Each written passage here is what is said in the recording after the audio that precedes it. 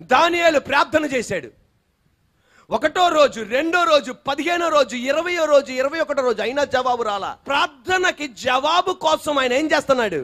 వేచి ఉంటున్నాడు. అయినా ఏం రావట్లా, జవాబు రావట్లా. ఏంటి దేవా, ఏమన్నా పాపం చేశానా? నేను ఇవ్వవలసిన దాంట్లో ఏమన్నా వెనకేసుకున్నానా?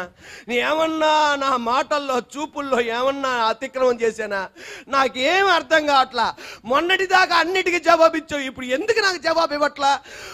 ఒక సాతానుగాడు రకరకంగా మన ప్రార్థనకి జవాబు రానప్పుడు సాతానుగాడు గిల్టీ కాన్షియస్ నేరారోపణ పెట్టించేస్తాడు. అందుకే అందుకే అందుకే అందుకే వాడి ఆటలకు నువ్వు శిరస్సు ఉంచకూడదు.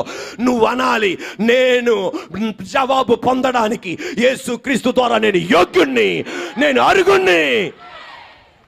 నేను భక్తి పరునందుకు కాదు నాకు జవాబు వచ్చేది, యథార్థ పరునందుకు కాదు నాకు జవాబు వచ్చేది.